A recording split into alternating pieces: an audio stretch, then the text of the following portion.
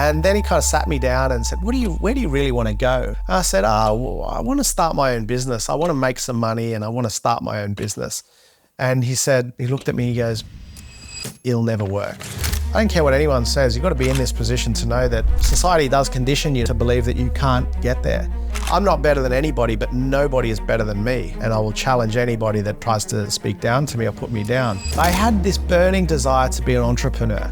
I'm unashamedly aiming to be the number one e-commerce coach in the world. I think I'm on that path, to be honest. Like, if you look at the brands I work with and what they say about me, I'm super passionate about helping them win. Everything got in my way when I was a kid. Nothing is going to get in my way now. I feel like I'm prepared to do what other people won't do to get where I'm going to go. I was raised by my grandparents. My mum had mental health issues, as did my father. So I was raised with my mum, but unfortunately she was in and out of hospitals. So we kind of got familiar with the hospital system and the mental health system. Unfortunately, when I was about 13, I think, or 14, police were called to our house in the night, and me and my brother were asked to leave that house and go and live with auntie and uncle, separate auntie and uncles. That was the start of a pretty stressful time for me. That was my first panic attack was around that period, and my first feelings of what I later knew to be depression. So today I want to talk to you about my journey from humble beginnings in a call center to becoming an international best-selling author on Amazon, and my journey to be the best e-commerce coach in the world. And I won't stop till I'm there, but I want to take you right back to the beginning. So I left school. I didn't really know what I wanted to do. I worked my way through some pretty average jobs, didn't really enjoy them. Was told I wasn't very good, was never going to make it, was let go from McDonald's after 3 weeks. And I basically started my own company, and I worked through that company to the point where I sold it. And I became the head of operations at a company called Chopo. And then eventually brands started liking what I was doing. I started coaching brands, and I built up a network of clients that I would advise to. And then I started also coaching smaller brands, wrote a couple of books, was lucky enough to go number one on Amazon in the US. And in other countries. And here I am today as an e-commerce coach to hundreds of brands around the world, and really loving what I do. You know, going back to my early life, I wasn't a super successful, super smart kid at all. You know, I was raised by my grandparents. My mum had mental health issues, as did my father. So I was raised with my mum, but unfortunately she was in and out of hospitals. So we kind of got familiar with the hospital system and the mental health system in Australia. I was born in Sydney, grew up in Sydney, Australia. Had a brother, I still have a brother, Charles, and raised by two beautiful grandparents, Paul and Roisin. My grandfather was a Greek Australian, my grandmother Irish Australian. And they had 8 kids of their own, including my mum. So really just when they should have been enjoying their, easing their way into retirement, they were had to take on two young boys, a couple of years old. As really my mum wasn't able to support us at that point and was in and out of hospitals and share homes, and sometimes with us and then sometimes removed, and sometimes that was pretty hard.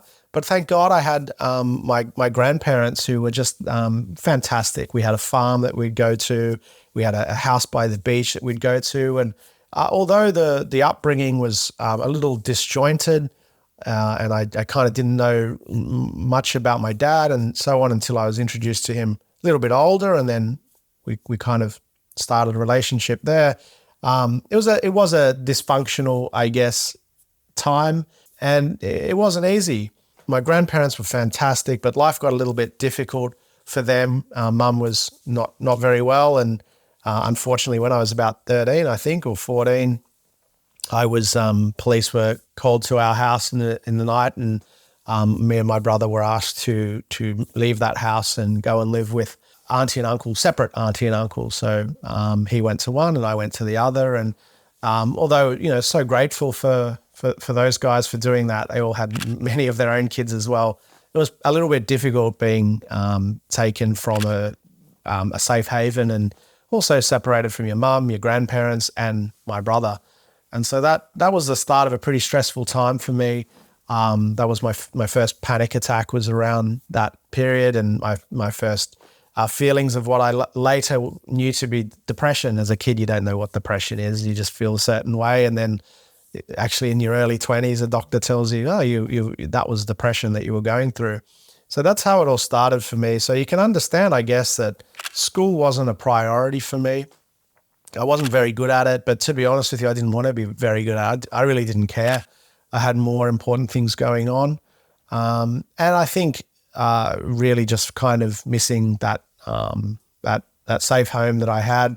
After leaving my auntie and uncles after a couple of years, I went into a small 2-bedroom unit with my brother and my mum, really the first time since I was 1 or so that us 3 had been together again. So we had a small unit that we lived in.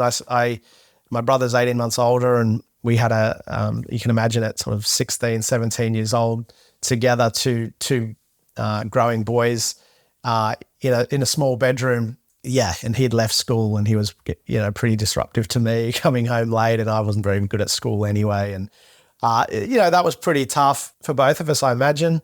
And Mum was there trying to maintain this unit and on a pension, but also working as well. God love her. And she got a second job. Well, she got a job in addition to the pension. And she was working at the school that myself and my brother went to, which was an hour away from where we lived. So we had to commute actually an hour and a half every morning to go to school, get up very, very early and catch 2 trains and a bus. And my mum would drive there 2 or 3 days a week. And she was earning $58 in her pay.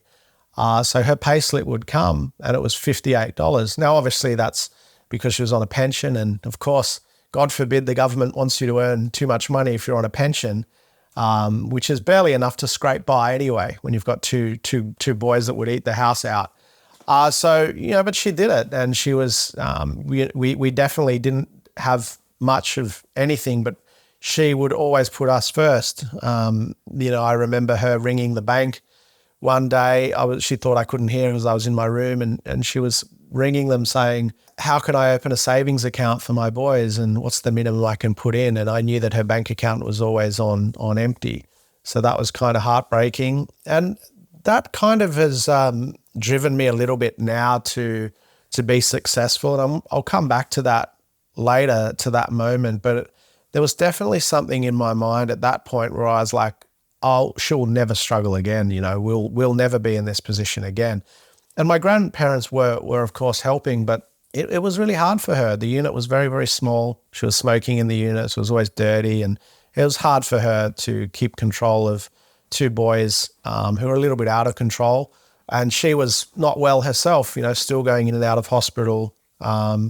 Unfortunately, her mental health was possibly getting worse in that time. And there was a lot of screaming and so on, and some self-harm attempts and overdosing of certain prescription medications. And it was a really tough time, but we certainly loved her, and she was doing her absolute utmost to help us get through that time as a family. Unfortunately, my grandmother passed away in 2002, which still is, I think, despite having a reasonably tumultuous upbringing and seeing a lot more than what I'm telling you today. There's a lot more there, but that moment was the worst moment of my life, and I didn't cope with that very well at all. And at 41 years old, probably still don't. But that was a turning point for me, probably to get even worse in terms of my anxiety and a panic attack disorder and depression. And my early 20s was spent in a reasonably dark place.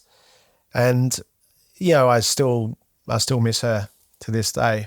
I got jobs. Didn't do 63.9 in the HSC, which is the year 12 thing in Australia, and just didn't care. A lot of my friends 90s, 95s. I just did not care, and I still feel a little bit weird about kids these days comparing scores and things like that, because I'll tell you right now that it doesn't matter. It's not a sign of intelligence either. The score that you get in your exams.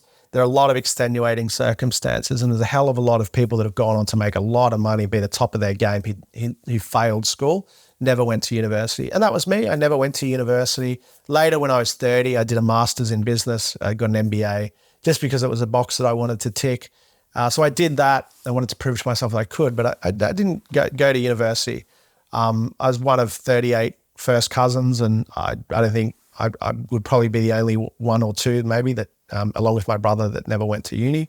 So it was a high-performing family, and I feel like I was just kind of left to my own devices because at that point I had no one pushing me to go to uni. My grandfather was dealing with his own issues, and my mum wasn't in a position to kind of push me into that path. So nobody took me to any open days. Nobody told me what uni is better than the other. I didn't know anything about that. No one really asked me what I wanted to do. And I always wanted to be a professional cricket player. I thought, I'm sweet, I'll be a great cricket player. And I had some moderate early success, but then got a stress fracture in my back, and that career was over after playing some state representative cricket at 18. My career was done. So that turned to crap pretty quickly. And I got a job at McDonald's, lasted 3 weeks, was asked to leave, hadn't been trained, didn't really care. Had a job at a sports store, had a few these kind of typical jobs, men's clothing store. And then I went to a transport company, and I was probably about 20, and had a job in a call center. That was good. It was paid pretty well. Met my best mate Andrew there, who's I'm now a business partner with, and my brother was working there. And we had a great time. We were going out Thursday, Friday, Saturday night. We're having a great time in North Sydney, in Australia. And I remember sitting down. I wasn't super committed, and I was doing something. I think I was writing a speech at work, and my boss kind of crept up on me, and he was a little bit of a non-inspirational character, but nonetheless, I was doing the wrong thing at work. And I was writing a speech. I don't know what it was, a speech for a mate's 21st, I think it was actually, now that I remember. And he crept up behind me. He said, "What are you doing?" I said, "I'm writing a speech." I was sprung, and I don't tell lies. I always tell the truth. And then he kind of sat me down and said, where do you really want to go? And I thought, oh, cool. We're going to have that really good chat where he's going to lift me up and motivate me. And I said, I want to start my own business. I want to make some money, and I want to start my own business. And he looked at me, he goes, "It'll never work." And I thought, I haven't even told you the idea yet, but here you are putting me down. And I kind of had that chip on my shoulder already, thinking from my background, you're kind of conditioned to believe you can't make it. You can't, a broken home and, certain privileges not there. I don't care what anyone says. You've got to be in this position to know that society does condition you to believe that you can't get there. And it's through things like people not pushing me to go to uni, like, don't I matter? Don't you think I can do it? And I guess it's that's part chip on my shoulder and feeling a bit salty, and part true, because I didn't have people pushing me. And why didn't people sit me down and say, "Hey mate, do better for yourself"? People didn't. And so I've always had that chip on my shoulder, and I've got a bit of a mantra that I'm not better than anybody, but nobody is better than me. And I will challenge anybody that tries to speak down to me or put me down. But this guy kind of just didn't believe in me, and I was like, okay, I'm going to prove you wrong. And I tell you, there's a habit that I've got. If you tell me I can't do something, you're binding me to do it. I'm going to do it. So kind of that stuck with me, and that was 20 years ago. And that conversation is so vivid inside my head. Anyway, after that job, which was a bit of fun, I went to a trade union of all places. I was a very young trade union official, maybe the youngest amongst the youngest in Australia, at the SDA. The SDA looks after the retail industry in Australia. My memories of the SDA were fun. I had a lot of friends there, and it was a good organisation that did a lot of good work. And I remember being sent to Melbourne for an ACTU conference, like a national union conference. And they gave me $500 and put me up in a really nice hotel, might have been at the casino in Melbourne, Australia. And sat down, and there was this conference going on, and up walked Bob Hawke, Kim Beazley, Bill Shorten, prime ministers and prime ministers in waiting, Julia Gillard, like there's 3 or 4 prime ministers there that I would have met. And Mark Latham, there's probably about 5 potential leaders of the country. Some of them went on to be the prime minister. And that was really interesting. But while they were talking, all I could think about was taking that $500 and going downstairs to the roulette table. And you know what? At lunchtime, that's exactly what I did. And I had a great time. So being a trade union wasn't for me. I had this burning desire to be an entrepreneur. When I was a kid, I remember vividly rounding up household goods, and getting my mum to take me to Cash Converters to sell them, which is basically a pawn shop. I wanted to trade. I wanted to make money. I loved the bargaining to see how much I could get for things. And so I had that in me, and I wanted to start a business. So at about 23 years old, I took a trip to China, to Guangzhou in China, because I was interested in men's shoes. And I developed that interest because I liked men's shoes. I couldn't afford to buy Italian ones, and the cheaper offering was they were just not cool. They weren't stylish. So I wanted to fix that problem. So 23 years old, no contacts, rocked up in Guangzhou. I remember getting to Guangzhou, landing there, and some blokes tried to take my passport to tell me it needs to be stamped. And I was like, you're not taking my passport anywhere. Oh no, to get out of the airport, you have to have it stamped. And I was like, no, I'm straight out of here.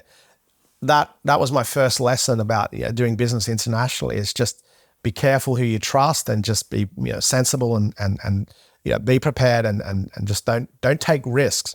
So I went to Guangzhou about 15 times in my career, and started this men's online business called Antoine Stanley, which developed some good initial success.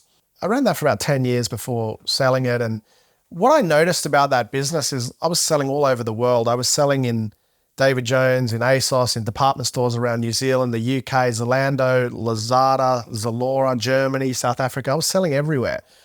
And I had pretty good revenue, but my cash wasn't growing. And that's kind of where I started thinking about, what is this cash negative cycle, and how do you make cash? I understand how to make sales or whatever. How do you make cash? How do you make cash? Because it's cash that improves your lives, really. That's what gets you that bigger house and so on. And I was one of those founders who was wealthy on paper, but just had nothing to show for it. And after that, I opened a few stores. I had 5 stores. I had 5 stores over the journey. I remember opening 3 stores in premium locations, paying big rent in Sydney. And I had issues with staff. And I remember working 13 days in a row. And on the 14th day, I went into work and my dog died. And I went home and I just thought, that's enough. I'm not doing that anymore. And I literally walked out of those stores. I didn't care. I told the center I wanted to get out. They weren't helping me get out. I just locked the door. I grabbed a trolley. I took home what I wanted to take home. I took a couple of lights off the walls. I took some pictures down. I've still got them in my house upstairs. I was out. Nobody was going to keep me there any longer. I said, if you're not going to take action, I'm going to take action. Now, part of the reason that I closed those stores was because I started to do pretty well online. I'd mucked around a little bit starting a jewelry business. And I talk about this in a later episode, just a very cheap and cheerful accessories business. And I was selling it on eBay, Amazon, Groupon, my own Magento website, anywhere that, was a marketplace, I was selling. This is back in 2007. And I was just building up a little bit of cash. It was never going to be a business that I could sell for millions, but it started building up cash whilst I was still running the footwear company. And it was a lot of fun. It was small volume, but I was building cash. So that was teaching me about the value of building cash. And so I looked at that and I said, you know what? I'm going to shut down my wholesale business, shut down my stores, and I'm going to focus on online.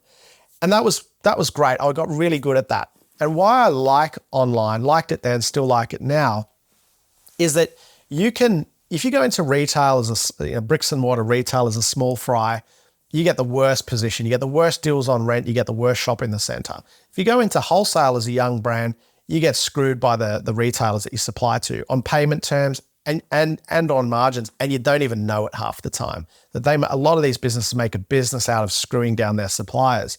So I really started to fall in love with e-commerce, which you're in control of your destiny. And if you were clever, you could actually start to grab sales off these bigger players who hadn't pivoted into online. A lot of these, and even department stores like David Jones I was selling to, they just didn't pivot into online. So I snapped up that market share, and I was quite clever with how I was able to use Facebook and marketplaces and so on to start building up revenue. And of course, D2C, meaning direct to consumer, higher profit margins. So fast forward to 2016 or 17, around that period, I sold that and I became the head of operations at Chopo. Chopo is an Australian company founded by Jane Liu, and that went from about 20 million to 80 million in rapid time. Had such a great time there, loved working with Jane and the whole team, and we were just so progressive. We just smashed out projects left, right, and center. And in many respects, the industry kind of looked to us as leaders. We were trying things and the industry was following. Had a really good time with that. Did that for 2.5 years, became the CEO of a company called The Horse they were sort of my first advisory client. And then I was also advising a brand called Muscle Republic, and Vic is an absolute legend. Muscle Republic is killing it these days, but Vic in his early days really was my first advisory client, in that we would just catch up and have lunch, and Vic was making no money, so I wasn't charging him, because just great guy that needed help. And I was passionate about not money, I was passionate about e-commerce and helping people kind of see that light. Vic's now doing over $25 million a year and highly profitable. So still caught up with Vic last week. And then I started working with The Horse, Baby Boo Fashion, Riff Raff & Co, Miss Amara, another success story. And I was able to help these brands as an advisor to grow. I realized I was pretty good at it. My clients were telling me I was pretty good at it. And I started getting asked more and more to consult to clients. So I did that. And fast forward a couple of years, I left The Horse. I was just consulting. I was approached to write Shopify for Dummies. I did. That book went #1 on Amazon. I won a couple of awards, the Industry Recognition Award in e-commerce in Australia, came #2 in the top 50 people in e-commerce, became the chairman of the advisory board at the National Online Retail Association, NORA. So I started to entrench myself in that space, and I launched Learn E-commerce, which you can find at paulwaddy.com or learnecommerce.com, which is essentially a training course that teaches people how to do what I did, how to change their lives using e-commerce as their vehicle and make a profitable business in 90 days. So that's my goal, still working with some bigger clients. So my mission really is to help improve the lives of the founders that I work with. And I do that using e-commerce as my vehicle. And my vision is to be the best in the world at what I do. So I'm unashamedly putting that out there, because when I say something, it binds me to do it. So that's my goal. I've got my second book coming out, Selling Online for Dummies. That's where I find myself today. It's been a hell of a journey, but here I am teaching, talking, loving e-commerce and everything about it. Where do I see myself in the next couple of years? I'm unashamedly aiming to be the #1 e-commerce coach in the world. I think I'm on that path, to be honest. Like, if you look at the brands I work with and what they say about me, I'm super passionate about helping them win. I know that if I do good work with them, wealth and all those things will follow. But for me, I'm sitting here now as someone who was not taken seriously in school, from a pretty tough upbringing. I earn more money than the Prime Minister of Australia. If you do good work, good results will follow. My mantra is that I'm the hardest working person in the room. And I know that because if I see you working harder than me, I will outdo you. That's my goal. I'm not smarter than anybody else, but I'm prepared to do what other people won't.